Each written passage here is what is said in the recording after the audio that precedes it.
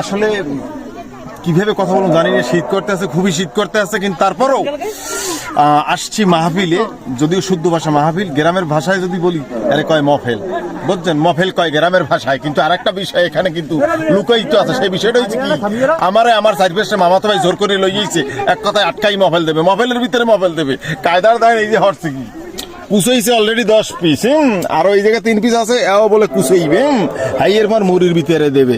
আর এই যারা খাইবে এই লোকগুলোর আমি একটু পরিচয় করাই দিই, এরা সবাই হচ্ছে ডন। এই যে আমার একটা কলিজার টুকরো মামাতো ভাই, এই যে রাহাত, এই আমার আরেকটা মামাতো ভাই, এই যে ইমরান, আবার একুলে আছে, এদিকে আগুও না খায়, দেখছেন গা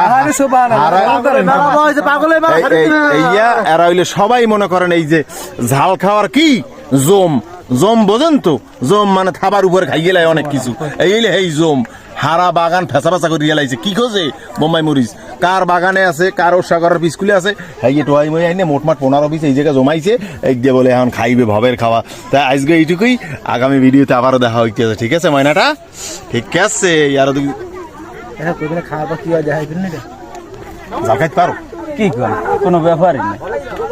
এই জায়গায় 15 মরিচ দিছি, তুই পারবি খাইতে? ও যে কয়টাতে আমার আল্লাহ লাগে, আমরা তো সবাই মিললে খাইবেন। ও তো 15টা তোমার আল্লাহ লাগে, হারা কোলা তুমি আল্লাহ ছাইরে বা সাপ করবে কেটাই যদি যাও।